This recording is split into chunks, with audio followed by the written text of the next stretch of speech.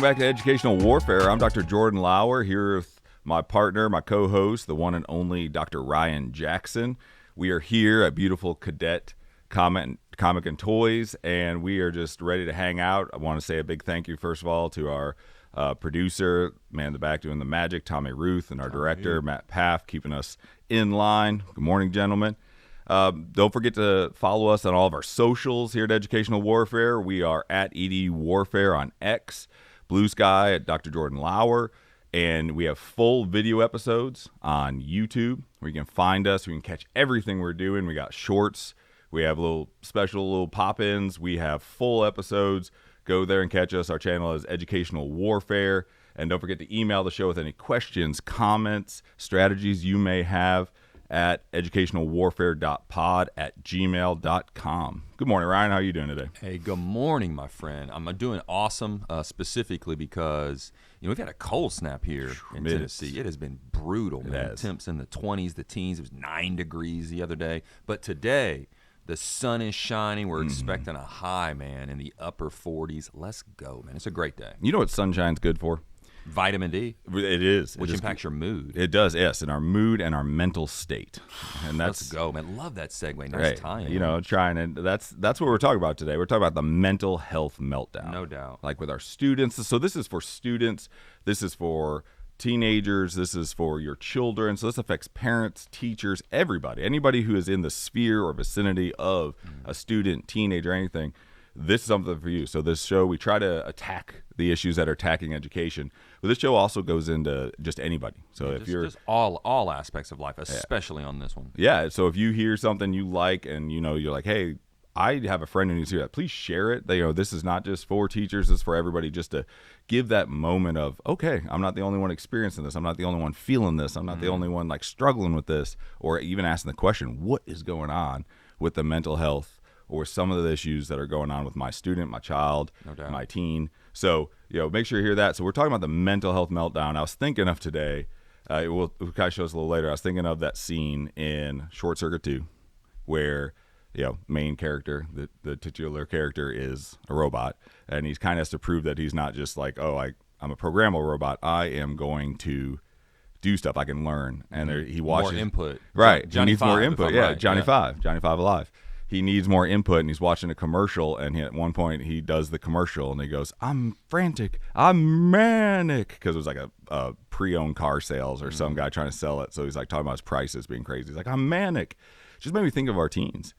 They are frantic, they are manic, they're dealing with so much, and that's just the mental health meltdown. So much input. Yes, yeah, just like Johnny 5. Johnny 5, a legit connection, man. Yeah, I'm glad we came all the way there. We really did.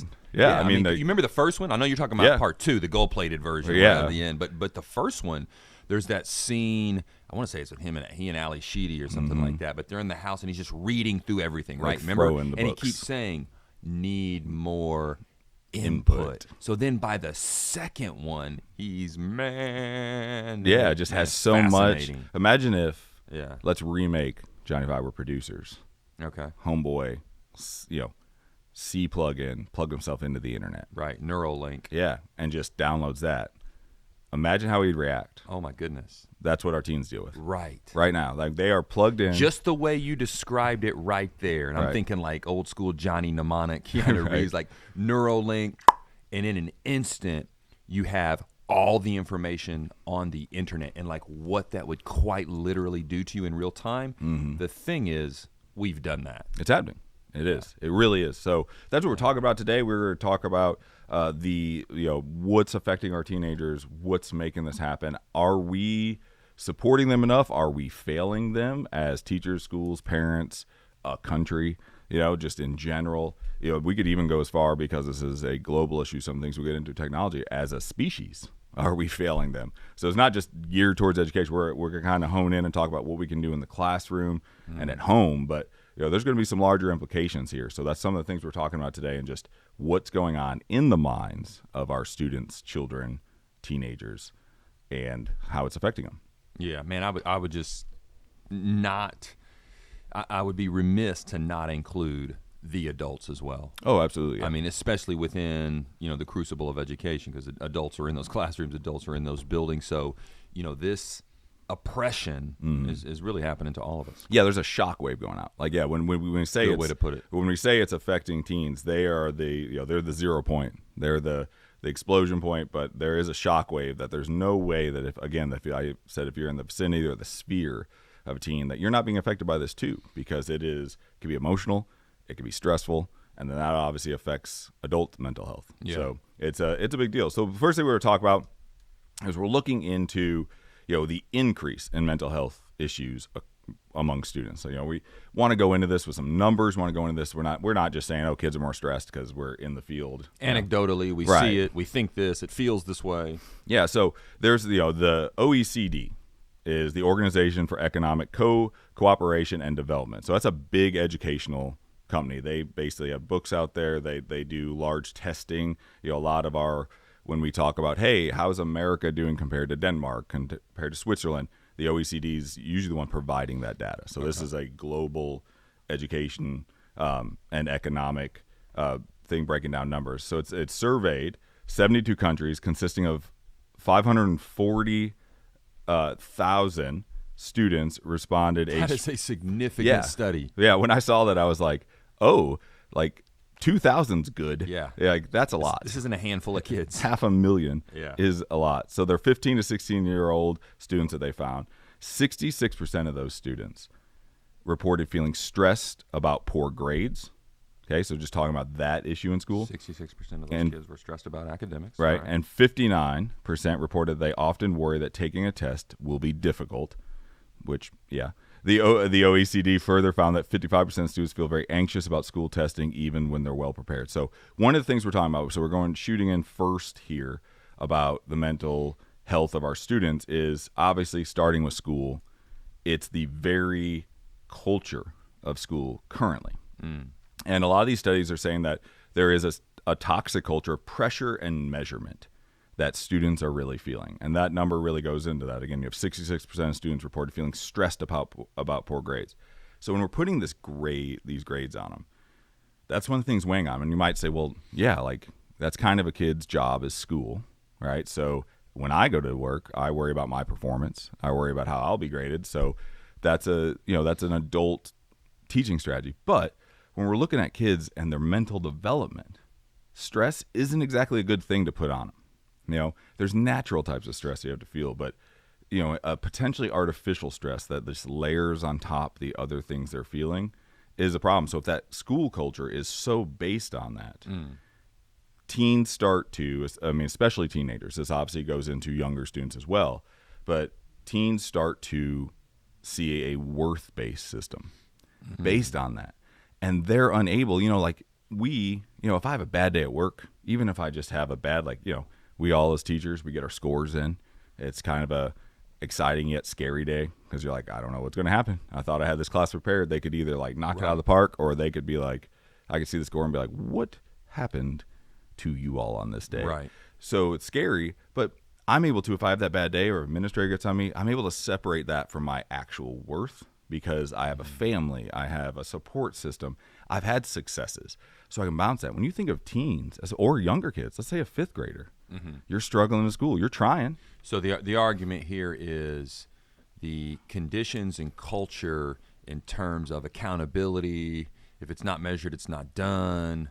How are you doing on formative and summative assessments has created this value-based, am I worthy kind of internalization for students. Right. And that they see themselves now as a place on this academic hierarchy, right? But and I think my push would be, man, and I'm going to do an early push here. I know we're just kind of digging in, but that's been going on for a really long time. It has. That particular that is the school model. Standard, the model. I mean, that's not anything new. I think you could argument that the intensification, the frequency of the assessments, the intensification of why it matters to us as a school has, increased, has gone up. So I think you can make that argument there.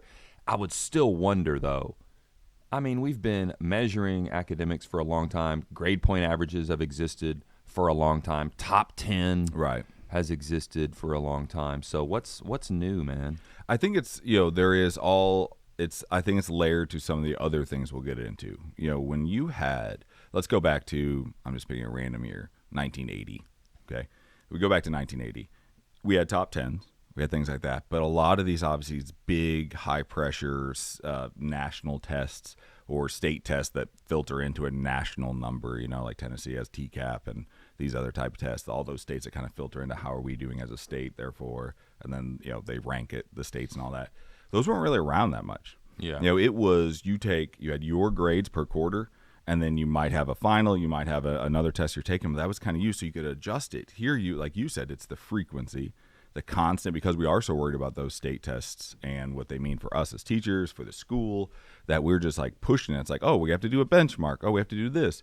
So you're getting your grade, and then you're also getting this, and you're being talked to about those two things. And there is the reality that sometimes, when you do a unit test, and that's something I try to do in my advanced placement classes, my college level classes, I'm doing a unit test, but I keep trying to tell them, like, hey, the actual test will just be all scrambled. So I know it's easy to kind of lock in, as we've been saying those terms, like lock in on this topic right here.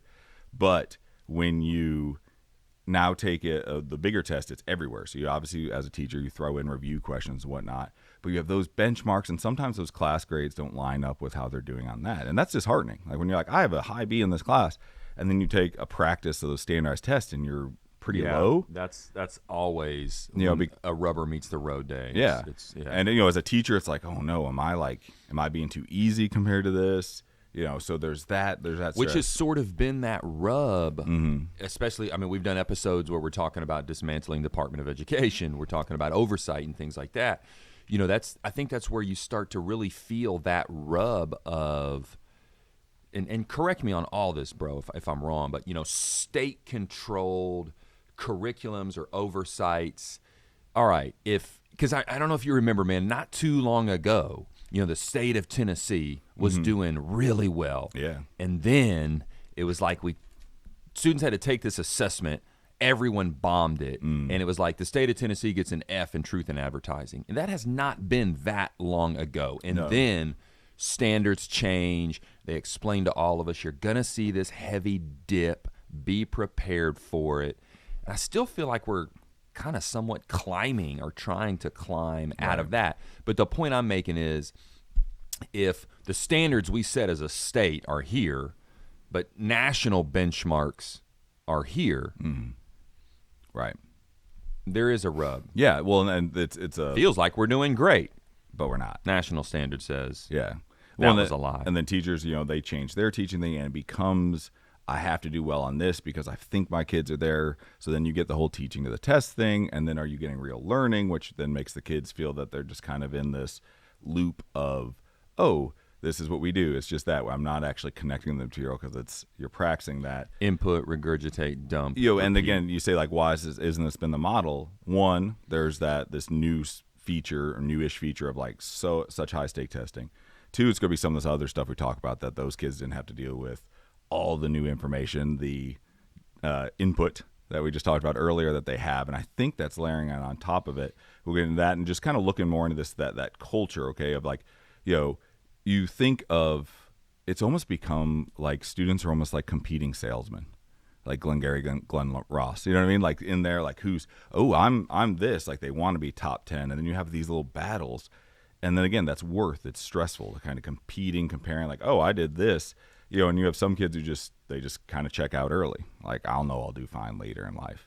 And then those are driving down scores. So you get this, like, again, this toxic culture of pressure and measurement. And you may be, like, think about if you're an amazing artist.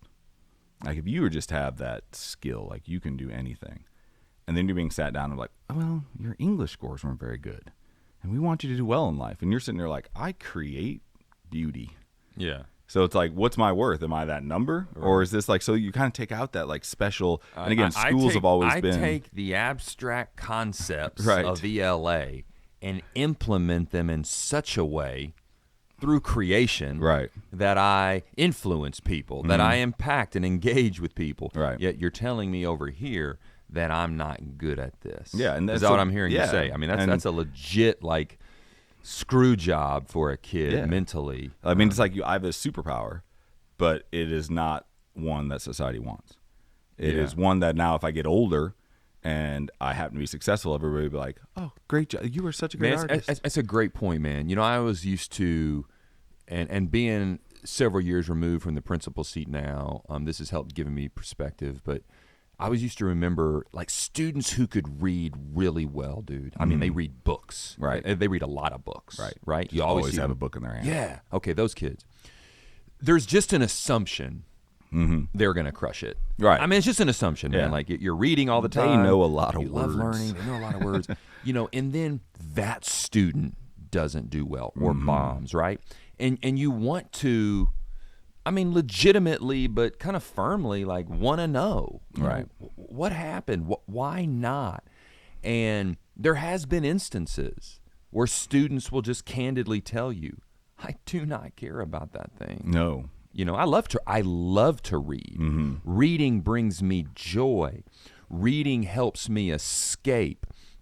Reading in their mind is not this tool that is used to be successful on this assessment. Yeah. And I mean, it can be that binary for some kids, man. Yeah. Like, you're not going to take my love of reading and contort it into this thing that helps me be a better number on your spreadsheet. Yeah, I don't care about Tennessee going from 35 to 33 and ranking of states in reading. That's not what I'm competing for. Right. Yeah, I'm reading for pleasure, which is great. That's what we want. I mean, so many kids pick up a book.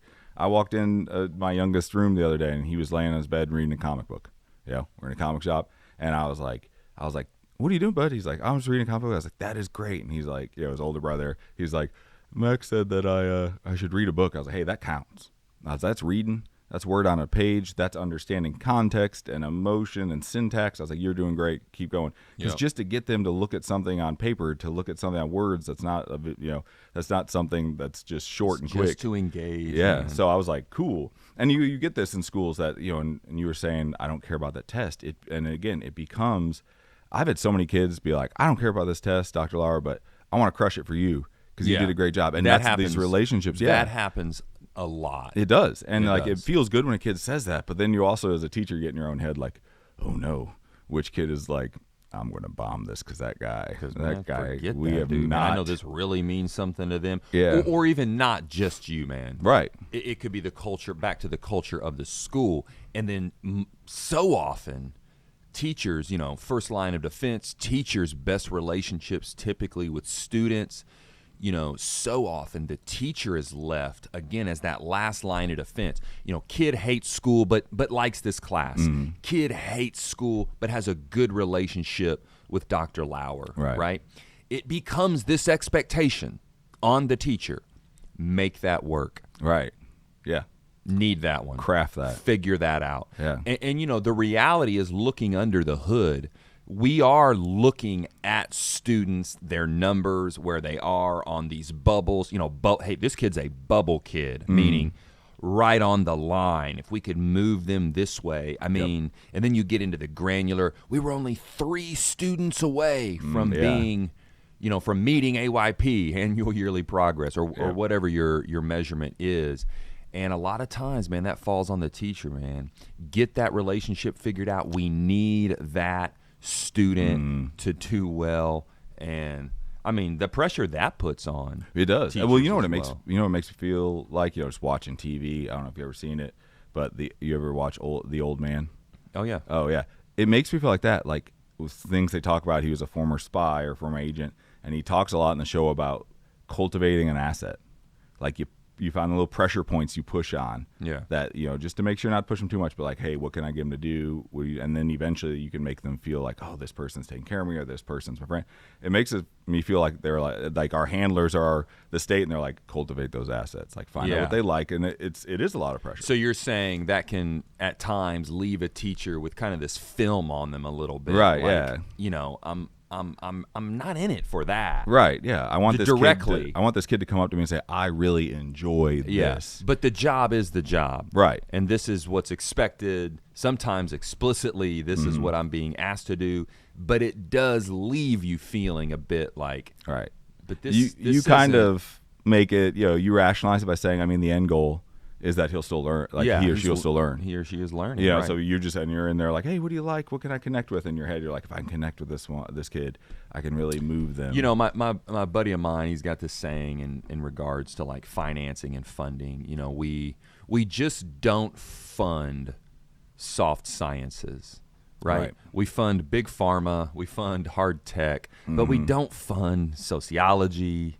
We don't fund these soft sciences, and I kind of drill that down to relationships have become a big deal. We have started to talk about those more and that impact on belonging and efficacy and self-actualization, but we don't measure relationships, man. Yeah. That's not necessarily a primary goal of where we are in education. It is a means to an end through this model. Yeah. And I think that's where teachers struggle a lot. It's because we know that that's the core, the crux of real learning and when it happens is to build those relationships. So anytime I feel like we're put in this kind of position where those teachers who really get joy, get their cup filled from genuine human connection, from leadership is the art of influence. You didn't want to do this, but through our relationship, through the engagement, you did it, right? And you got something out of it. And it may have been some friction at first, but man, we grew because of that, right? There's that piece.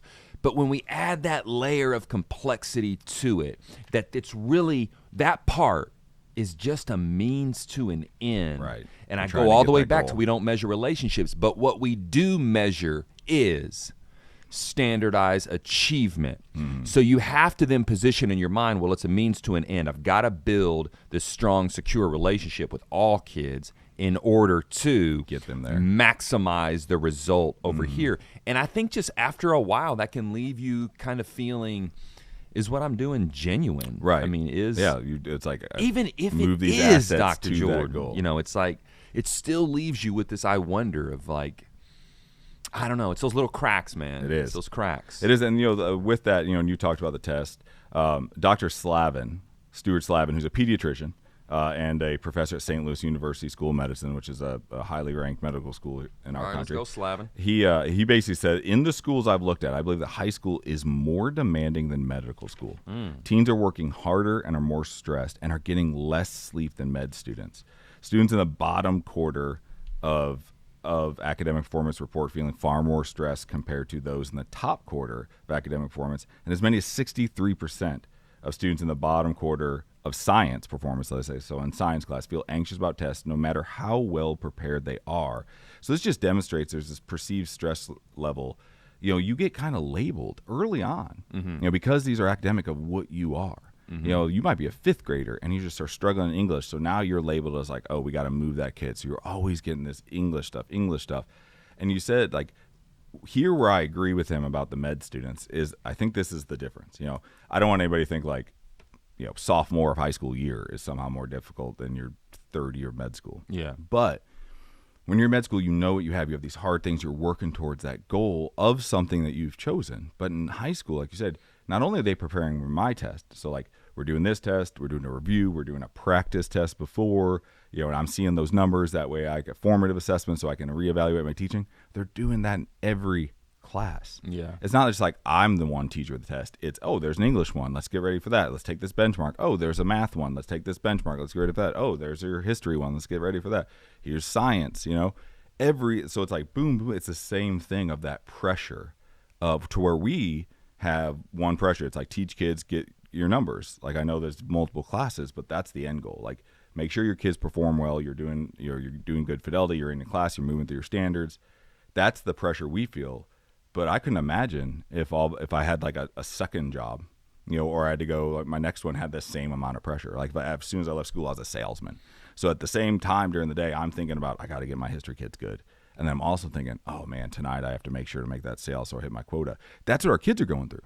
They're like moonlighting basically 7 times a day. Like, oh, I got to do well in this history class. Oh no, I have English. Oh no, I also have math. And for a lot of them, I'm really not talking about our 10%. I'm not talking about those that are getting scholarships, inquiries, their second semester, sophomore year. I'm talking about just the lion's share of kids. Their future is so nebulous. They have no idea what my next step is, what college I may or may not want to go to, if I'm going to college, what career. I mean, they're not even that far down the road yet. These labels you're talking about, these pressure points that are hitting them so early versus that med school student. I mean, that's the decision. That's the pathway. That's the choice. That's the release valve for us that we know is coming. We just have to keep pushing. We're intensifying all of this pressure on kids that really don't have the light at the end of that tunnel in terms of that's where we're going, so I can march towards that, and I know that progress equals happiness. This is just being out in the sea, in the open ocean, just and wondering, man, but it's storming constantly. Yes. Yeah, and you're hoping you might see there's clouds and sunlight in there, and it's brief. It's this winter break, it's spring break. Right, and that's just when we're not testing. Yeah. There's no island on the horizon. No. I mean, there's no shoreline. Yeah. It's just there's a reprieve from the rain. You get a piece of driftwood that is summer. Yeah. And then you lose that the next year. I think I could buy into, what he's kind of pitching. Yeah, and I mean, think about it this way, too. And again, we're talking, one of the things we'll get into next is, we're not saying this just like, kids are stressed, go easier. It's also the stress of, we're comparing it to ourselves. I said moonlighting. It's also stress of what we'll talk about. They're not developed.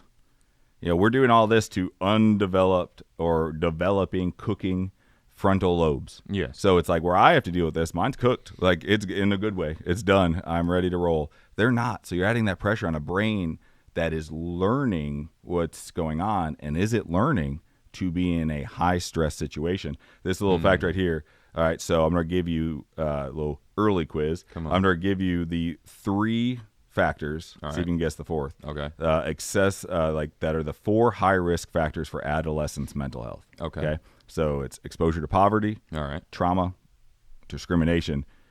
Guess what, do you know what the 4th is now officially?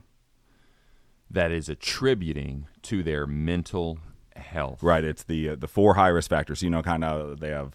for men, it's like, here's your most factors that can affect you, heart conditions, stuff like that. For teens and their mental health, there's 4 things that affect it the most. So it's exposure, poverty, exposure, trauma, and discrimination. I mean, is the 4th one screen time? No, it's not. Okay. That kind of factors in a little bit here. It is bullying, excessive pressure to excel. Excessive pressure to excel, especially in affluent areas. So for teenagers, when you look at this pressure of, where you're going to college, what are you doing? Man, I almost have to, dude. I almost have to stop the train, stop the merry-go-round, and here's why.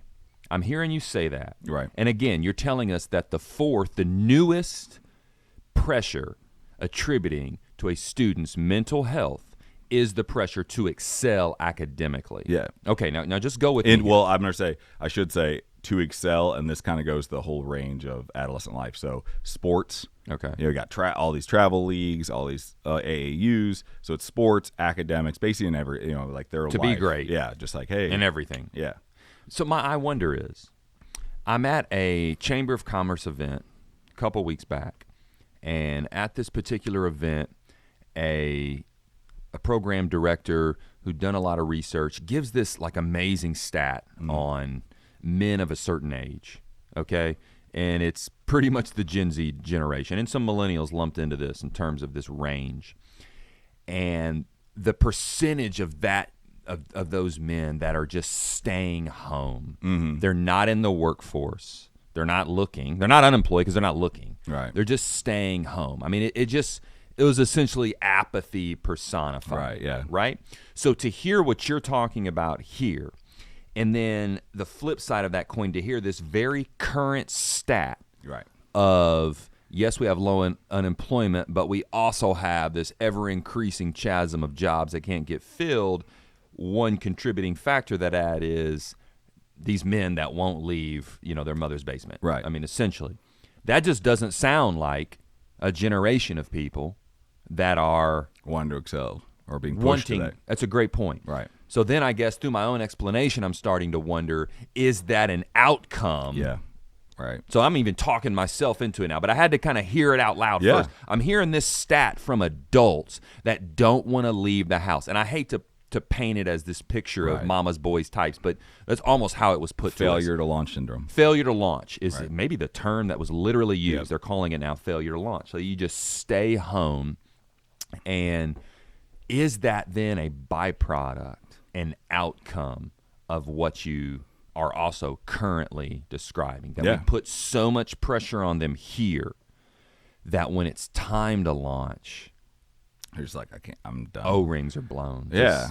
The same thing similar happened to me. Like my whole life, played football, lifted weights, wrestled, did all these sports. And I was always like in the weight room trying to get stronger, faster. As soon as I was done, my career was over, I did not go to the gym for a hot minute because I had been doing it and been pushed to do it for so long. I was like, it's my time now. Burnout. Yeah. And so I then had to go back to the gym eventually because I was like, oh no, dad bod, my pants don't fit, So it was a mental choice of I'm done. It's not like I didn't enjoy it. It's just, are you going to the gym? Hey, workouts are here. This is what we're doing. It's that constant boom, boom, boom, boom. And so when they get this independence, it's like, I'll go make a paycheck, but until you forcibly kick me out, I'm just chill. And that's again, going into some of their being underdeveloped. So we can kind of switch into that and talk about, the brain's underdeveloped. We talked about the frontal lobe. For males, your frontal lobe doesn't fully stop developing or get to its most developed point at around 24, 25. Yeah. So almost everybody here, everybody we're talking about, they don't have a frontal lobe. Your frontal lobe is your logic, your reasoning. That is where, teens, because it's not developed, basically when you have an emotional thought, it goes to your frontal lobe. And for us, that's where it stays. For adults, that's where it stays because then you logic it out. It stays up there. You work out a reason. But for them, not a lot going on there yet. Synapses aren't there. It's thicker. We actually go through a thing called pruning where our brain actually gets rid of synapses it doesn't use and has it's a streamline. Here's the stuff you've used thus far. Right. So it's thicker. And so literally it hits that. Not much going on up there. Not for any fault of their own. Not saying they're not smart. Just it's not developed. And then it goes back down to our amygdala, to our emotion center. Mm-hmm. That's why teens are so emotional. That's why, the girls huff and slam the door because they don't have that logic to realize that wasn't that bad of a request. I'm fine. Yeah. And so we look at that. One of the things we're talking about here that's affecting that too, that's adding to this pressure of always need to excel is social media. Let's just go ahead and hit that, right? This social media's tightrope because that's the way I kind of think about it. Because social media is not inherently dangerous, but neither's a rope tied to two ends of things. It gets dangerous when you're on it and when you're in the middle and there's no guardrails. You can either stay on that rope, make it the other side, or you can fall. Mm-hmm. And that's kind of what it is. And for them, that's where it gets really dangerous. There's a great book that we have right here from Jonathan Haidt's. It's The Anxious Generation. Great book about this, really talks about it. I also go into it in my book that'll be out in June, The Two Backpacks, Understanding Teens, What They Carry, just kind of talking about that. He's very statistical in his, going through some of the breakdowns of that. One of the things that he talks about is about how COVID, post-COVID, when we win that, we talked about that. Now they're digital natives because we kind of made them with COVID, just the factor, the features of it. Since then, there's been a 145% increase in females for depression, for self-diagnosing, for basically self-scoring on a depressed level, that the government takes this survey every couple of years. For boys, it's 161% increase since 2010. So you're going up that much with those. In self-harm, for example, it's 188% increase for girls, 48% for boys. Boys always had a higher self-harm because it's easier access for them for those type of things. Author makes a strong argument. Does. If not line in the sand, here is what we have done to this generation. Right. And it's primarily Gen Z, but the anxious generation, he coins it. We have turned them into that because we opened Pandora's box, used them as the lab rats. Yeah, they're our guinea pigs. Right, and then just kind of sat back and watched. And I've shared this with you before, I look at those new ads for Instagram teens, and as much as it warms my heart, for lack of a better expression, it really makes me feel for the generation that was put in there without those safeguards. Right. Yeah. There were kids 10 years ago who were just dumped into that. Dude, and then we sat back and was like, let's kind of see what happens to that. So his argument is strong, and he does put the data behind it with the graphs and shows you the exponential rise since 2010, this wide chasm that continues to grow based on social media use. And it before we got onto that particular point, you had said something, essentially how we are, the architects in terms of school culture of creating standardized outputs that are impacting kids' mental health. Right. And the I wonder that I had for you, man, I'm a Daniel Pink fan. If you ever read his book called Drive, where he talks about the 3 keys to motivation. Right, yeah. Autonomy, purpose, and mastery. I've always loved that. Yeah. The 3 keys to motivation for a person. Autonomy, purpose, and then mastery, like our ability to keep trying and getting better, right? But autonomy, choice. Yeah. Like the choice is yours. The keys to motivation. You keep referencing like 5th graders. I have a 10-year-old son. And it's always best if I give my man a choice. Yep. The outcome may be, hey, dude, we're washing your hair tonight. Still not a fun thing for us. And your 10-year-old boy's like being forced to wash his hair, right? Shower night, dude, you got to wash your hair tonight. Shower, bro. Yeah. But it's always that choice. Hey, man, do you want to do that at 7:30? Or do you want to do that at 8:15? Yep. I do the same thing with my 12-year-old. But the outcome is the same, but you're at least giving them a little agency in when I do it, how I do it. I've selected this time. Yes. Yeah. All right. So, cool. I'll do it here. Cool. That was his choice. Impacts motivation. But the I wonder through that scenario is for kids and standardized outcomes, if we just left it up to choice, you get into that argument of intrinsic motivation. There's some that are, some that aren't. You get into the argument of the prep that's happening in the household to help kids prepare for the day versus just those that don't have it. Yeah. So you just get into quickly this feast or famine argument of, well, if it's just left up to choice, is that the best way? Right. If you have more of a system that goes on that, and that's what, it's kind of. It's hard, man. Yeah. Of the 3 you said, like autonomy, we really don't give them that in school. We really don't. I mean, motivation. Because my argument would be if we did, and they choose. Yeah. Well, I don't want that. What do we do? Then what do we do? Right, and that's the problem. Whole system is built on that. Yes, the whole system's built on moving them through this set. And again, it's the industrial model of you go through here so you can go out and be successful elsewhere. And yeah, the autonomy it's really difficult because then what do they do? Are you getting in that? And a big part of that will go into some of the things we have. And again, you also have the argument that we're talking about here is just like the problem with some of the ideas of social media and that. Are they ready really to make that? Those big things because they're not developing. That's the whole argument with social media because, social media as an idea of like affecting their brain, like causing their, remember we're talking about mental health, the mental health meltdown. So we've talked about pressure in school, grades, like what can we do about that? And we'll get into some of those strategies. And now we're talking about the other thing that's leading to some of this. And that is, again, this newer thing. It is newer. I mean, it's 2025, but we're talking the first iPhone was 2007. Yeah. So it's not that long ago, and then obviously until that got into the mainstream, and now that's basically the phone. There's other brands out there that have that do well, but smartphones are what everybody has now. So you look at that, and social media and that technology can both connect and isolate. So it is leading to some of those issues. We talked about the dual identity that they have versus their real identity, that they have this digital persona. I talk about that a lot in my book, The 2 Backpacks, that like. They literally have who I am in the real world and who I am posting. Like what am I wanting the world to see me as we've discussed. And you have to think about what that leads them to, that anxiety. It's the anxious generation. Am I being looked at? He even says in his book, The Anxious Generation, that teens fear social death more than physical death. Think about that. And that is because that's how their brain's wired, because at that point in their life, that's how their brain's saying to learn. It's just like, what do they tell you when you have an infant? Talk to your baby so it can learn the proper way. Yeah. It learns language, right? The more you talk to it. And we've touched on that particular point before. Like I think this rings true for some adults as well too, man. Like, or even aging millennials.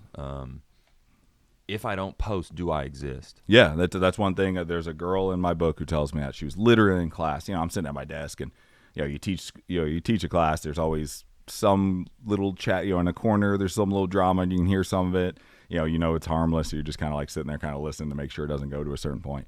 But she was sitting there, and she's like, "Oh, I got grounded, and my parents like literally took my phone away."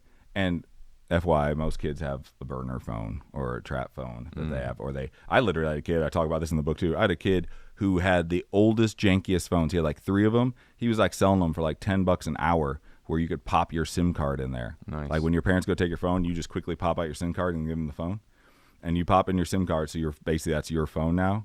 I mean, the entrepreneurial spirit. Yeah. Oh, that's been going on. Way to go, my God. Yeah. But they have that. Yeah. But she was like, they literally took away my phone, and she goes, and then they did something awful. And I was like, and that's when I kind of like perked up. I was like, now I got to pretend I'm not paying attention, but I'm paying attention.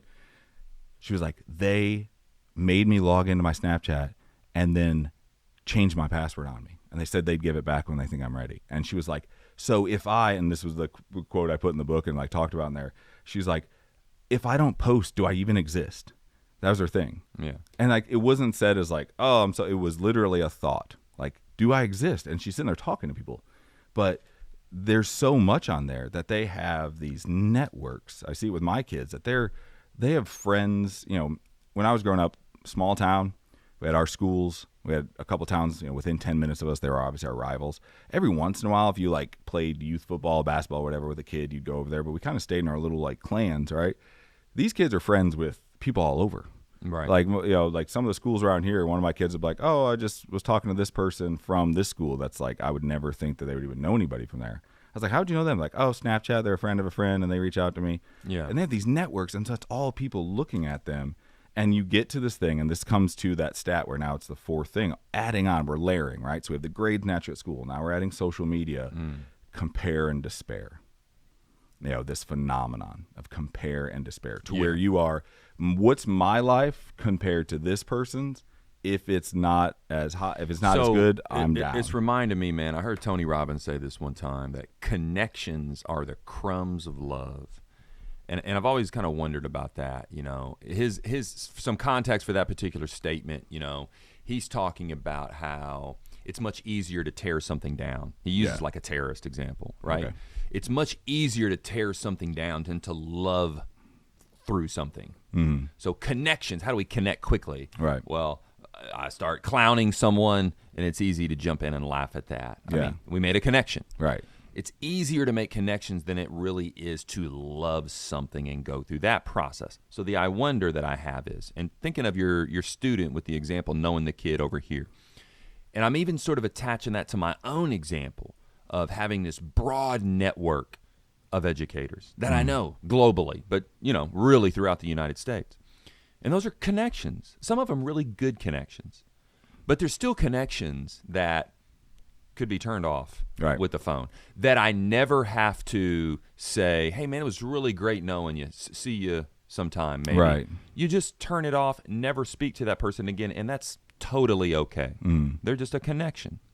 So the I wonder becomes, do kids just have more of those connections, the crumbs of love, right, that are kind of easy come, easy go, that we could just disconnect with because we don't have that account anymore? Yeah. Or that account was taken away. So I don't have those connections anymore because I didn't know any of them IRL. Right. In real life. In real life. So, way to use the terminology there. And there's no pain point of having to say goodbye. Right. Of having to have that hard conversation. It's just. Well, you get the term now that, ghosting? Ghosting. Okay. I mean, literally, they use that as a term of like, oh, I was talking to him.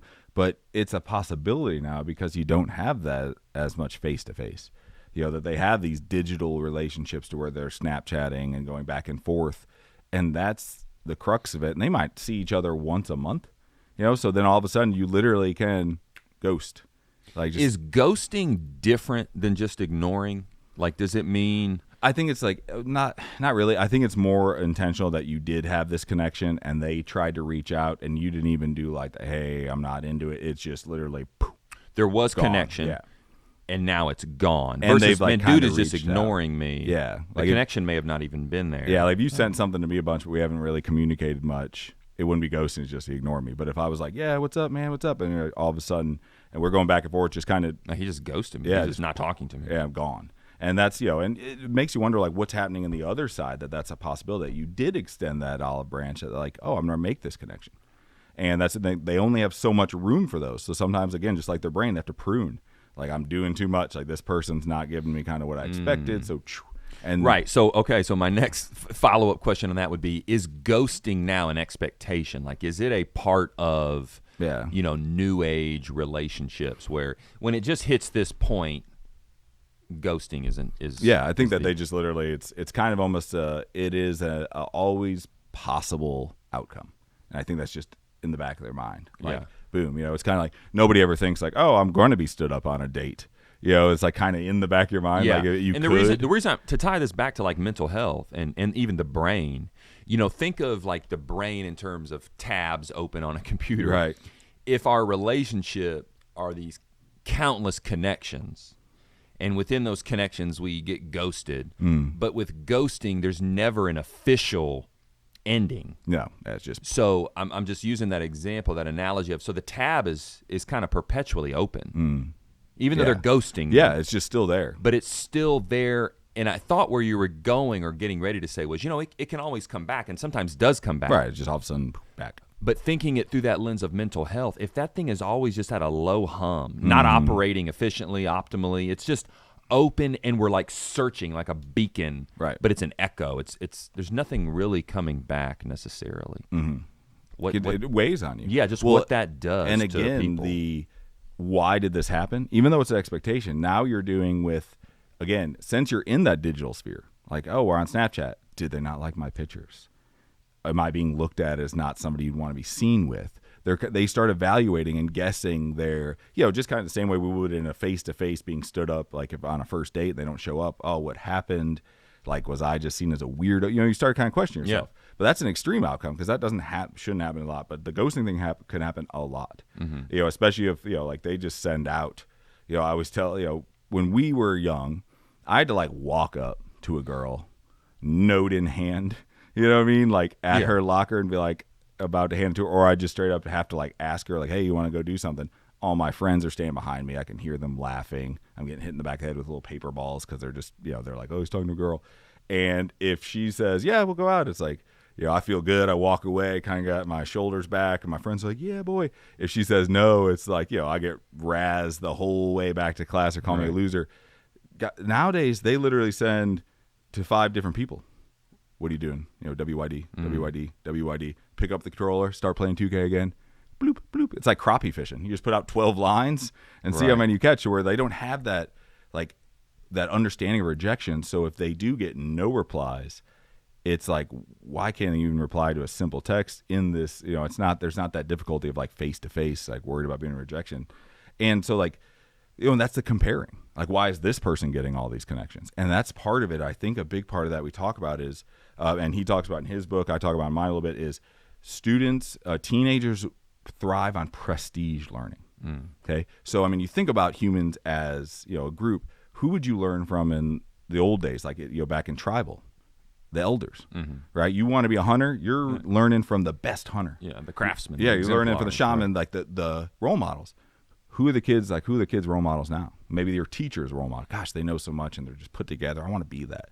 The role models now, other teens or influencers. Yeah. So you're comparing yourself to that. Why is this 15-year-old have all this money and is like holding up shirts and being like, oh, check this out, or let's unbox this, getting 1 million views, and I'm the same, and I have 8 views on my short. And that's different than us looking at kids on Nickelodeon and being like, man, they have their own show. Then we knew they're an actor. They've been trained. I would love to be an actor. There was that, right? Maybe you go into acting, but this is an industry. They're an actor. You get that they've been trained to have skills. This feels like something you could do. Yeah, isn't that the allure of it, man? Like, if I could just crack that code, I can point my camera at myself and be like, hey, guess what? I got this new shirt and it's great. That's exactly what you just saw. But you don't have 50 million views. I've thought about that too. I used to be a filmmaker, man, and just still love the movie business to this day. But there was a time in the early 90s where everybody felt like they could be a filmmaker. Yeah. Especially when high 8 cameras and stuff were coming out. I mean, you just felt like you could You could do it, man. You could slap together your movie, especially when the Blair Witch Project. Oh yeah, the handy cam. Yes, dude. Like, I can do that in my woods. We really thought, man, we can scrape together enough funds to pull off this film and play in that arena. It just feels similar to like what a young person may feel like now. Like I have access, right? Because I have the equipment, i.e. the phone and the ring light. Right. Yeah. Okay. I can do everything. I'm in my bedroom just like all these other people. Why can't I make this work? And the reality is it's hard work. It is. And there's a lot of planning, there's a lot of prep, and there's a lot of behind the scenes stuff, and there's a lot of so much focus that you goes. You got to keep it up. Yeah, it's not done. The ones that are being done well aren't done haphazardly. A lot of them have a team that you don't see behind the scenes. So there's all of these pieces that young people, again, frontal lobe not developed, they're just seeing the output. They're seeing rejection. And that dopamine bump. Yeah. I want that. I can't get that. So instead, I'm just left consuming that. Right. But there's always this low hum of, I could be doing that. Yeah, and it's so, like, I mean, the use of social media networks and the fact that, like you said, with film and everything, you know, there was always still that understanding of that's an industry. If mine's great, I might crack it. But I still, like, you know, it's just like getting accepted to college. Like, everybody, like, you know, when you're applying to colleges what your GPA is, and like you have a certain expectation. Like here, I'm gonna apply, probably a no. Here should be a yes. You only get disappointed when somebody you thought was a yes turns into a no. Well, due to the internet, social media sites, there is no industry. Like, again, an 8-year-old can unbox toys and make $1 million a year, like that one kid a while back. Like, and he had the same access I do. So it's that thing of what's wrong with me. And they always turn inwards because that's what their brain's doing. Their brain's basically bouncing off like, who am I? People don't like me. How do I fit? That's why teens also go through so many shifts in maybe who they hang out with. Like, oh, this group's kind of not accepting me as much, but this group did. So now all of a sudden I go from, you know, Wranglers and boots to, you know, Jordans. And because I'm hanging with this group and hip hop, you know, and you're like, whoa, where'd my kid go? Like, you were just like, you were Jason Aldean, Wranglers and boots, 4-wheelers, and now you're like, you know, Jordan 1s and hip hop. What's happening? That group accepted them, so they switched because their brain's constantly going, and that's that prestige learning. So our teens are stressed because they're comparing themselves to people of their age bracket, and that's where they think I'll be successful here, and then they're not comparing themselves to kind of the normal jobs, again, teacher, doctor, lawyer. And those are the jobs that bring, so now you're looking at not only mental stress now, but could it possibly be lifelong stress? I mean, think about the, like, if I would have, you know, growing up, I mean, I wanted to be a teacher. I'm a teacher, happy, right? But imagine growing up and like, if I would have been a lawyer and that was my goal, I'd be pumped I'm a lawyer. But these kids would be like, yeah, I'm a lawyer, but I wanted to be this, and I'm not. And you're like sad that you're a lawyer or a doctor. Like, that's great because the prestige is shifted from people in those positions of value there to society to, you know, these quick hitting things, and then body images, and then girls see who gets the most looks. Oh, they're wearing less or doing this, so then they do that, and that can go down a whole other road of self-esteem issues. And you get one angry comment, which if you post anything on the internet, there will be one angry, awful person. So like, and then they their brain naturally too. Teens do this, and I think as adults we have to keep this in mind. They latch on to the negative way more than the positive because their brain sees that as feedback. Like, positive is affirmation, and you're probably feeling that a little bit. I am smart. Their brain can't parse it necessarily that these are trolls. This is part of the. Yeah. This is part of the thing. I am ugly. You know, even though you have 50 people, you're beautiful. You're beautiful. You're beautiful. Dude, get off the screen. You're ugly. Why'd he say? And you know, I've just really started to wonder. You made the point. We're just not that far into this. iPhone came out in 2010, approximately. Social media shortly after. We're just not that far into this. And the I wonder for me has become the addictive properties are so great here. You know, is this eventually going to be compared to something like alcohol, something like a narcotic? Right. And narcotics kind of a bad example. Alcohol may be a little better. Like, you know, it's going to be okay for some, not okay even at all. For others, a little bit will do you. But it just seems like that thing where I don't know if you're prepared to be an influencer. Right.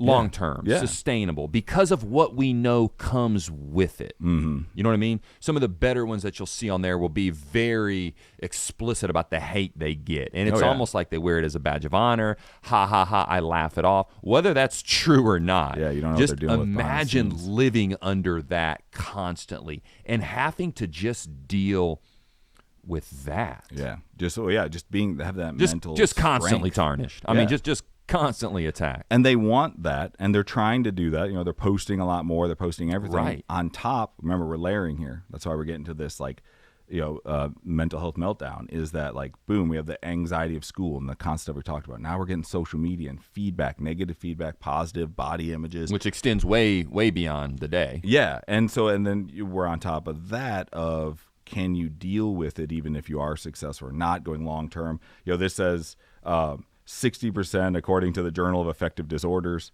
60% of college students met the criteria for at least one mental health problem, according to the Healthy Mind Study. And that's from 373 campuses nationwide. So, again, big thing. Almost 3/4 of students reported moderate or severe psychological distress. So it's college. So now we're getting that group that's been in this digital world, and they're going into college, and they're having these mental issues. And that's why he calls it the anxious generation. My chapter is the good, the bad, and the ugly of social media, because it does have positives, but we talked about it, and he talks about it in his book.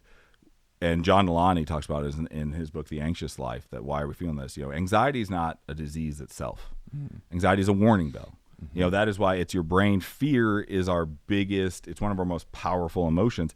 That's why, literally, our fear emotion is so strong. That's why we know to get out of the way of a car before we've even processed the car is really coming at us.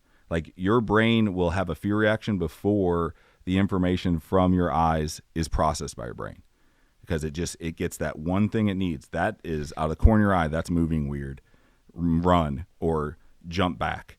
And your brain hasn't even processed what you saw. It's just something's off, because fear is why we survived. Because, we're thinking about, we're stumbling through the jungle. Fight or flight, for sure. But I'm thinking about your statement there about, anxiety is not a disease.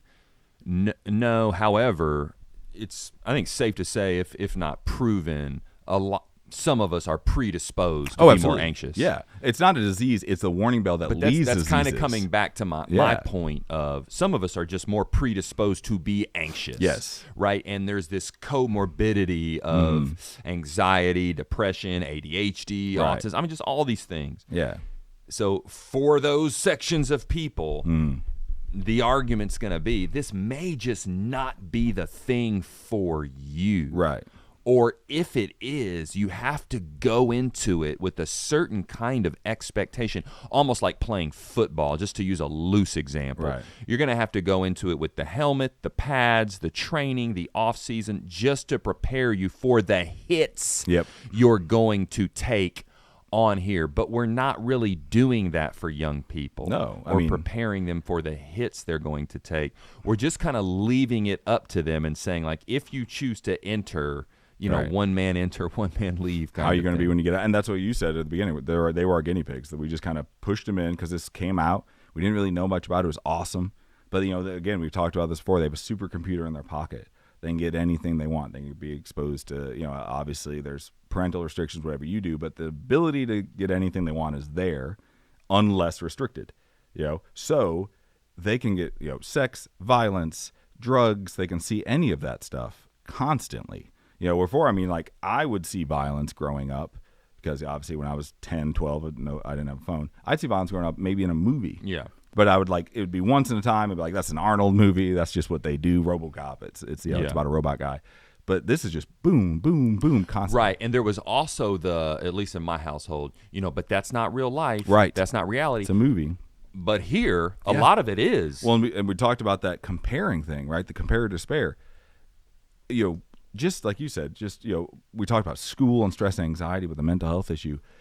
How you got all these videos of 7th graders in a flag football game making a crazy catch and it being is he him? Is he the next? So you have 5th grader, I have a 6th grader, mine plays football. He's like, oh, am I that good? Yeah, like that dude's a fifth grader. He's my grade. And like I didn't have that. I heard of a kid, maybe in the next town over who was good, the same level as me. So I was like, but it's out of sight, out of mind. I'm really better right? than him. You were in your own little world. Urban legend. Yeah, you'd get those like printouts of like top players, and you like do that. But now it's like I'm seeing this kid, and all the love he's getting. Nobody's making shorts of me. You know what I mean? Like I'm not up here. I'm not being talked about. And I made a shot like that. So you get that of like we're just constantly rejected. Yeah, little nagging, just kind of nipping away at your armor.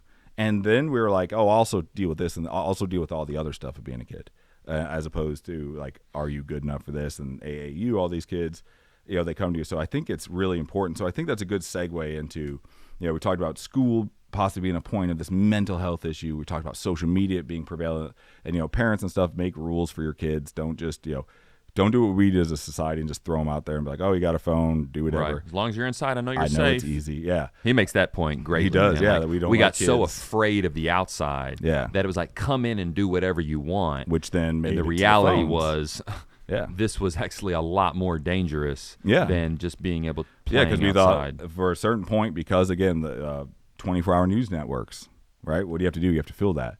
Well, abductions. Kids getting taken. One fills the time, gets ratings. So we became early 90s like anytime my kid goes outside, somebody's going to steal them. Yeah, but hey, I love the point he makes in there about like the law, our collective loss of trust in adults. I mean, he uses that Boy Scout example. Yeah. Like when we just kind of collectively had this idea that, man, if I don't know them, I don't trust them. People aren't good innately. Man, I don't know if you ever saw that movie of the week called I Know My Name is Steven. There's a really good documentary on it too. But it's just, in the 70s when kids just rode bikes 4 miles away. Somebody's driving by, you need a ride home. Yeah. Sure, have no idea who this dude is. But it was just a way different culture, different time. But out of that, then comes this collective fear that, nope, not my kid. I need you inside. Here, be on this. Yeah, which now that they're in your instead of playing in the woods. Yep. Hey, I know he's good. He's in his room. Yeah. Safe. Well, they're right here. Like, I'm bored. I want to do this. And I'm not letting them, like, oh, you can't go play in the woods. I'm worried somebody will take you. So when the phone came around, it turned into like, yep, take this. And now you get an hour of peace. They're doing that. But then it turns in as they get older and they don't interact with you. 6 hours. It turns into like, where are they home? Like, did they leave? I haven't seen that dude today. Yeah. And I call it their lair. Like the teenage lair. It went into this room of dinosaurs and airplanes, and now it's like dark and there's weird smells and there's plates with things growing on it, and like the door will crack and you hear this thing come out and it's like shuffling and they're squinting their eyes like a monster emerging because it turns this dark like social media lair. Yeah. So I think like let's talk about what they need. Okay. So we talked about the things the things affecting them. Right. So we have basically, according to psychologist Vicki Abels from Psychology Today, current schools, right now, are an environment that does not value well-being as essential to learning. I mean, think about that. Like, we literally don't. We do have mental health checks, but we're not saying, "Hey, how are you feeling?" Because we think that's measure like the soft sciences. No, man. because unless there's something that flares up, we think you're good. You're okay to learn. If you're not crying, you're not freaking out, you're good to learn. But is that true? And that's why I named my book The Second Backpack, because they walk in with this backpack, but the whole premise of it is there's this invisible thing that keeps getting filled with all these things. Am I good enough? Why am I not him, the next football star? And it's weighing, their shoulders are being dragged back and they're being pulled down. Mm-hmm. And if we don't see what's in it, start helping them unloading it, or at least talking about it, they're going to be crawling. They'll just, and we won't even see it. So our schools, when discussing mental health, are no different than the early factories, right? Before worker protection laws. Like, if you literally think about that, mental health right now with those numbers we've given, that's it's like safety. There were a time when factories where they were like, if you lost your fingers, they were like, can you keep working? If not, we'll get a new guy. Yeah. The guy like taped up, I'm good, bleeding all over the place. Sinclair's the jungle, man. Yeah. You ever want to take a dark trip down? Have my students talk about it. Yeah, Chicago meatpacking industry. Yeah, they were just like, oh, Bill lost his finger, throw it in the grinder. Dude fell in the thing. It was just like, keep it going. More sausage. Yeah.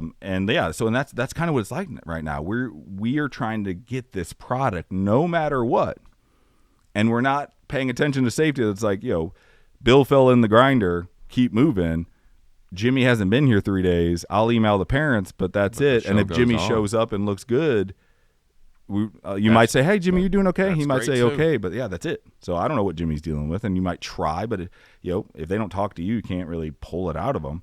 But I think sometimes the reverse is true as well, man, where you just kind of alluded to it there. Student could be doing well academically. And have that part as their disguise. Yes, yeah. But then underneath that, just a mess. And I think we see that quite a bit more, don't we, in some of our affluent areas, especially. Kids that can play school really well, that can even manage that particular aspect of their stress load, the academic part. So that's a great facade, right? And their numbers check out. Academics they're playing look the great. game. Man, they're doing well. But a lot of those affluent communities, we see that breakdown happen in post-secondary. Yep. Right, so they get into post-secondary, man, and then just the house of cards. They get away. Yeah, from that pressure system. of the parents. Like, hey, you gotta do this, gotta do this. I don't want to be hassled.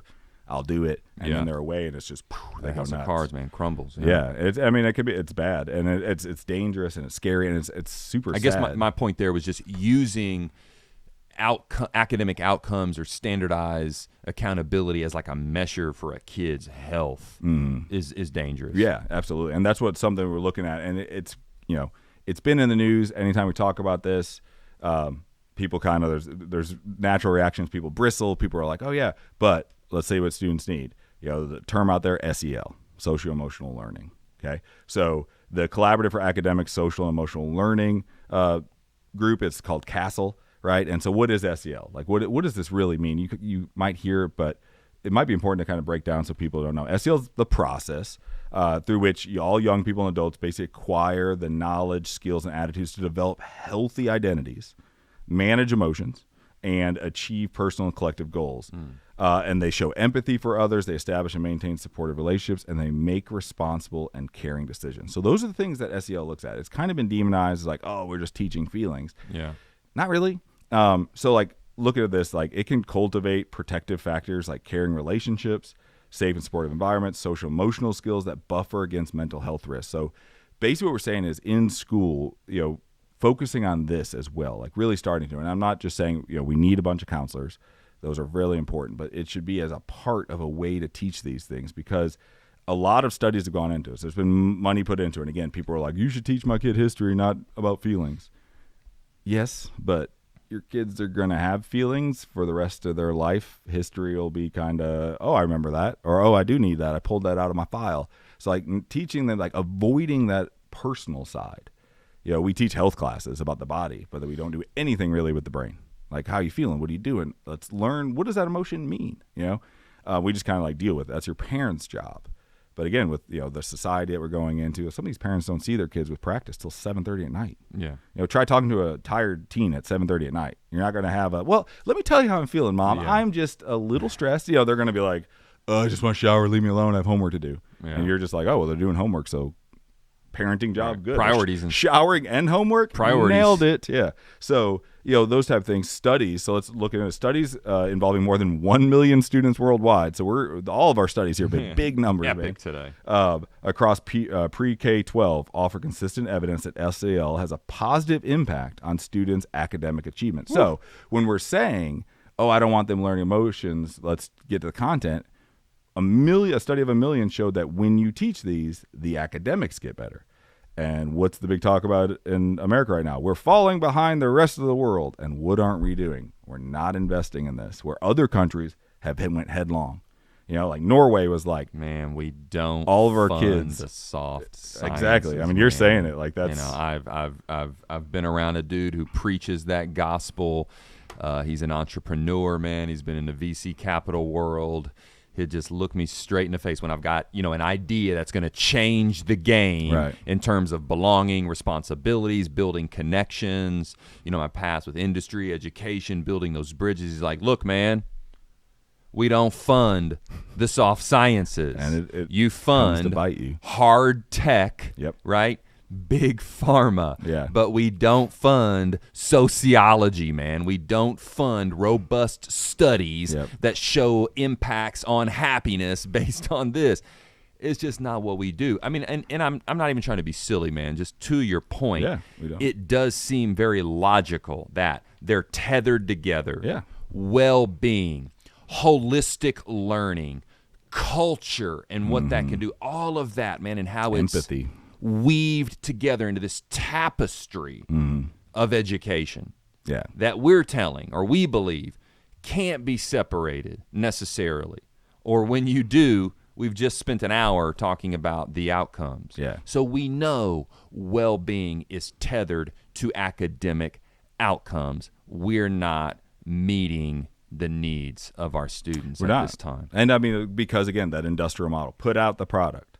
And this is digging deeper. This is a lot of extra work, right? It's not just like stand in the assembly line, do your job, fill out this, take test, move to next class. This is, it's hard, and it's going in there. But again, it's showed 82% of educators say that a fully integrated approach to SEL would have a moderate or larger impact on achieving desired learning outcomes, and not even behavioral, according to Houghton, Mifflin, and Harcourt's annual educator confidence report. So that's from like one of the big textbook makers there. So that's not even like some, hey, we do SEL, so we're doing the study. That's like boom from their confidence thing. And so like SEL learning these things, having this in school would really be important. The most important thing for students is that they need to know that we as parents, teachers, professionals, and the adults in our life, there's nothing wrong with feeling something. And I think that's part of the problem. And sharing it with us. It's part of the problem is like, kind of as American society, we're like, Wyatt Earp didn't mind being out west and all that stuff. Why are these kids soft? It's like, well, Wyatt Earp also brushed his teeth like once a month and got shot at a lot. Like, this isn't the goal we're looking for. We're in an advanced technological society. Yeah. So like pioneer days, cool. Those were awesome. Those were like hard guys. But again, all this stuff we're adding, you can't just tell a teen, get over it, toughen up. Yeah. Their brain, we literally just said their logic center. When you say that, it doesn't land because that's logic. Toughen up. What do I need to toughen up? So they go back to the emotional thing. If you say toughen up, don't be as sensitive, that bounce off their logic goes to emotion, and it goes to another thing I'm not good at. Man, this person who I care about saying I need to toughen up, so now I'm weak. Rejection. Yeah, right, it's more rejection. So like instead of teaching like how to funnel those emotions, like when you get, kids need to be talked about like how am I feeling, or about like when you say this, it makes somebody feel this. There's nothing wrong. I was talking about therapy to somebody the other day, and they were like, I just don't know if I buy into this. It almost seems too easy, right? Like I have to do this, and I'm going to feel better. And I did it in the session. I did feel better, but like why didn't I know this? I was like, it is sometimes easy, but we are as a country are just kind of pushing against therapy. I mean, we're getting way better. We talked about Gen Z. They're more like, yeah, I'll go. But our older generation are like, oh, that means something's wrong with me. Doesn't. It just means you're willing to do the work. It's like ignoring your car, then check engine light on until it blows up. Like take it to the shop. Like if you're feeling something, again, that's when I was saying anxiety is not a disease, it's a warning bell. It is the warning bell for other diseases. Like depression is something you can like boom, but anxiety is literally, and many people are predisposed to it. And the world we live in, our brain's not made for this. Our brains are made for small, close contact groups. Now we're interacting in the world. We have all this input, like you said, too much input being there, Johnny 5. And all of this is just affecting us, and we're not taking the time to deal with it. And we just can't, making your kid feel stressed and doing that, it doesn't really make them any tougher. Like that's not the outcome. It just teaches them how to manage, like navigate through stress, but never excel it. Like never just expel it. No, and what they ultimately end up doing is they take your rejection and they go seek some kind of affirmation or belonging through social media, where they ultimately meet more rejection, but at times do find, their group. And that inherently has its own problems too, because at times you're commiserating with others who feel this way too, and it's this doom spiral then of this is who we are and why we do what we do, and nothing ever gets any better. I mean, there's just a lot of talk on that too, how social media has created these vast pockets, of places of people who find kind of darkness together, and then just end up living there. Yeah, I mean, you can get radicalized in any version of thing because those people accept that play out as well too. Yeah. So let's shift gears real quick. Let's go ahead and do our before we kind of do our call to action. Let's do our pop catalog pop quiz here today. Come on, popcatalog.com is some great items, some collectors posters, figurines, everything. So we're gonna do our pop catalog pop quiz right now. So Ryan, here's a question that we are going to do. Come on. According to recent studies, What percentage of college students report experiencing overwhelming anxiety? Okay, so we talked about a little earlier about they're feeling this. So overwhelming anxiety, like can't move, can't go outside. Post-secondary kids, college kids. So these are kids who've been through high school, so now they're just kind of checking as adults. So is it A, 25%, B, 41%, C, 63%, or D, 78%? Yeah, you had used some stats earlier. Yeah. I remember 66%. Those were on kind of just general happiness. This is college kids. Man. So overwhelming anxiety is the issue here. Which one do they feel? I'm going to keep it in the 60s, man, and go C. 63%. So C, let's see what the answer is. The answer is actually it's B, 41%. So it's not as high as you thought. Yeah. But again, still when you're talking about overwhelming anxiety to where like, oh, I need to go to class. Like debilitating. And you wake up like not going to class today, can't even put my shoes on, curl back up in almost bed. Half. Yeah. That's a lot. You would expect when you get in extremes, you just think of a bell curve. When you get extremes, you should be about 15 to 20%. Mm-hmm. Like that's kind of like your standard. Yeah, right. So when you're at 41, we're sitting there, it's a little dangerous, a little scary. So that's what our kids. These are kids in college. So that's high school kids are coming in feeling that. Right. So these are not made up. Like when you things. hit me with that stat, it kind of crystallizes this new stat I'm hearing about males living at home with this failure to launch syndrome. Yeah, because they're in college, debilitating anxiety, and then the next step is we never leave our parents' house. Yeah. So I want to thank you to popcatalog.com.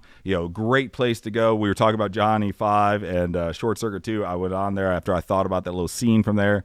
Went on there, end of course, found a great Short Circuit 2 original poster, folded and everything. So love it. That's something. So you have any type of movie that you love or any type of collectible, even an old video game, even system. Oh, hey, check it out. Yeah, there it is. Short Circuit. Look at my man on the floaty. Johnny 5 alive, man. Wow. Shout out the 80s. Yeah, it is. It's just great. And again, we were talking before the show. That's where the first time I heard, I need a hero. Like that scene where he's like chasing him on the boat. As like an 8-year-old, I was just glued to the TV. Like, man, this is awesome. And then I saw it in Shrek 2, and I was like, and it was kind of a similar scene. I was like, that has to be an homage to. Yeah. To us. Shout out to popcatalog.com. They've got incredibly cool stuff. Everything from games, VHS tapes, laser discs.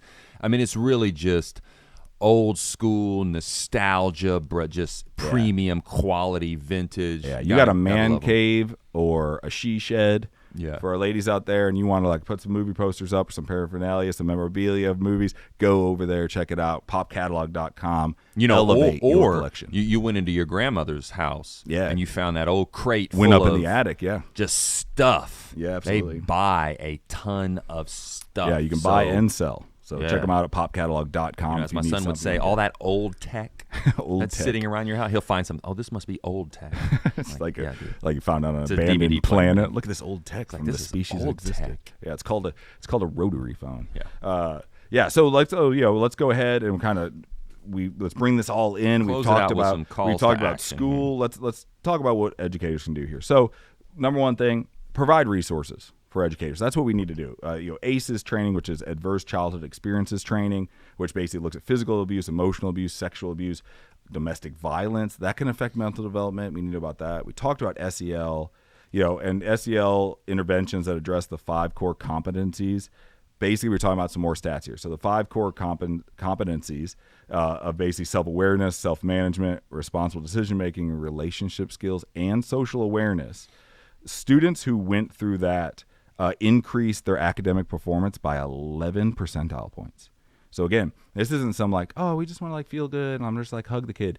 By teaching them how to manage these feelings and feel other things, guess what? If you're writing an essay and you understand how to empathize, you break down that primary source way better than you do if you can't jump into somebody else's shoes. If you don't have that skill, how are you supposed to write about how somebody's feeling? You read a revolutionary from the French Revolution, you get the words, but empathy allows you to literally jump into them and feel it. Mm-hmm. That makes you a better writer. Yeah. So these are things that make. And again, whole point of this is we want all of us. I think we want our kids to get through school, but then I would love for my kids to be great adults for the rest of their life.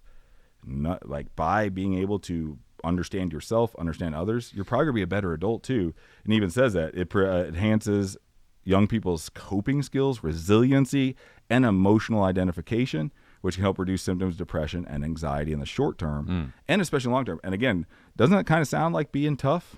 your resiliency, right? Your coping skills, your self-identification, like who am I? Like a tough person. Right. I never questioned who John Wayne was. He knew who he was, right? Like he knew who he was in those movies. Yeah, if we're talking about tough guys, Wyatt Earp. So like again, I always push back against this fight of it's like, oh, that's like snowflake, like just teach them math. Like they're not going to learn math if they're crumbling mentally inside and nobody sees it. So by just having these, and teachers who teach SEL, they feel more effective at their job. And again, let's go the cold hard fact of people want to like, well, let's put money into this and not worry about that stuff. Every dollar spent on SEL has been found that there's an $11 return. But because of so much good production. So again, cash is king, right? So if cash is king, so I've gotten academic performance. So by teaching these things, by schools getting more involved, and again, you can go to casel.com, casel.com, and that's the site you can get accredited to teach this. You can bring it to your school. They even have PowerPoints. If you're a teacher, just look into it. And that's one thing. We also need more counselors. Yeah. So I mean, what's up? Being an administrative school, what's something you kind of notice that you feel for their mental health that we could need? Oh, I mean, you really hit the nail on the head there in terms of counselors. And you think about schools, and I served as principal of a school with only over 400 kids in it. Yeah. But think of a school with 2,500 kids, 3,000 kids in it, and you've got like a counselor for every grade level. Yeah. I mean, you start just doing the division. Yeah. And how many kids I'm supposed to serve. Right. And, the reality is counselors end up getting used for more logistical purposes. Yeah. Even just beyond the testing, but just scheduling. Yeah. Absolutely. All of that, just kind of logistical pieces.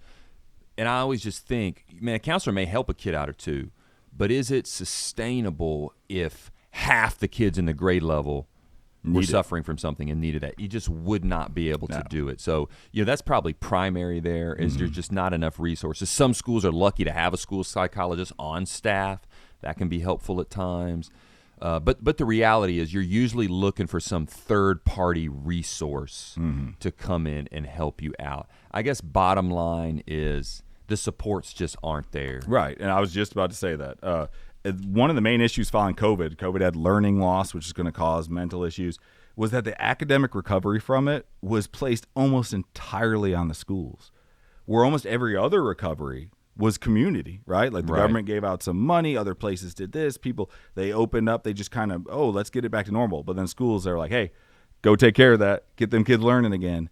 And it was all by himself. Well, what we need, we find now this learning loss isn't being recovered as fast. We have these issues. We need policymakers to invest in communities, and the communities invest in the schools. Wraparound support for families and kids, like being there, having them come in, natural homes for tutoring, like just making it like, hey, come in here. Mental health support, like we talked, nutritional, other services, like kind of the community coming in because their mental health is a crisis. Like our students are going to grow up and become adults with these issues, and adults with these issues struggle with productivity, their failure to launch, and that affects economy and everything. So this is not a teacher school issue. This is a community, a societal community. So I think that's important to do in creating these things. So understanding that this is layered, right? It's their lack of development, it's social media, it's the pressure from academics, it's family issues. This is what's in their second backpack that you don't see, that's filling up. It could be and I wish we could say, I really do, man. I wish we could say we were moving more towards that kind of system or structure. I think, unfortunately, right now the reality is that's just it's just not the case. Yeah, then that's why one of the reasons we wanted to talk about this. We're attacking the issue, attack education. Telling kids to toughen up is not a solution. Yeah, it literally not even just being like, well, kids are special. Like physiologically, neuroscience, their brain can't do it. So I think what we can say is, teachers, what you're feeling is real. Yeah. Students, what you're feeling, what you're experiencing are very real. And we're all in this together. Absolutely. So even if there's not this mandate, even if there's not the support, whether it's professional development, whether it's funding positions, whatever it is, we're saying we hear you, we see you. These are very real problems. At times, you're going to have to do it yourself. Right. I mean, if you're in it and you love it and this is your thing, like you've shared, this is what I love to do, then just being prepared, understanding, and willing to implement this and do this stuff yourself. Yeah, get to know your kids even more. I mean, you're out there. You all are doing a great job as teachers. Parents, same thing. Just make sure to talk to them. It's going to be. I talk about them in my book. Like this is not if I have a bunch of strategies and there are things you can do. and you're going to have successes. You're going to be like, that's amazing. You're going to have a big step backwards. You're dealing with a teenager, still emotional, not fully developed frontal lobe. Keep going, right? It's just like I was talking about, when I was talking about therapy. Literally, what's the worst thing that can happen after you do it? The worst thing if you do it, you might be, even if some of the things barely work, you're better than you were before, even just a little bit, which is better. So try it. Progress equals happiness. Yeah. So let's do that. Let's take care of our kids and understand they are dealing with this, and they're going through something none of us have a guidepost to lead us. We don't have a lighthouse. That's right. So when they say they're feeling something and you try to go back, well, when I was a kid, well, you didn't have a bully that can literally follow you home. You can wake up at 3 a.m. and see that they made 19 nasty comments on a post of yours at 3 a.m. and then feel awful. Right. So no going back to sleep after that. Yeah. So these are all those things. So teachers, parents are doing a great job. Let's think about the mental health of our students and keep working for that. And I just want to say I think it was a great episode. Talked about a lot of stuff. Yeah, this was a dense one. Let's don't forget. Teachers and administrators, consider your own mental health, your own well-being as a primary factor, not only in your personal lives, but in how you're doing in your job. Right. That was the whole big Fit Leaders ethos was live better, lead better. Absolutely. When we take care of ourselves, we're able to perform better at work. It's that cut and dry. Yeah, you got to take care of yourself. You got to be happy what you're doing. It makes you better at everything. For sure. Find that balance. So thank you, everybody. We really appreciate it. So remember, follow us on X at ED Warfare. Follow us on Blue Sky, Dr. Jordan Lauer. You can email the show, anything you have to say about this. Love to hear, again, any interesting stories or comments you have about I had a kid do this. That's educationalwarfare.pod@gmail.com. And just, we really appreciate you being here. The YouTube channel, our channel's at Education Warfare. Subscribe. If the last couple episodes, Gen Z talked about vouchers in charter schools, which are always in the news. If you know somebody who has a question about those things, just curious, share. Please share with your teacher, share with your staff. Let people know us, because we're trying to help educators and just maybe make that feeling of, oh yeah, somebody else feels this. So thank you, everybody. For my co-host, Dr. Ryan Jackson, thank you. For Tommy Ruth and Matt Paff, we appreciate it. Thank you for being here, and thank you for being a part of the fight.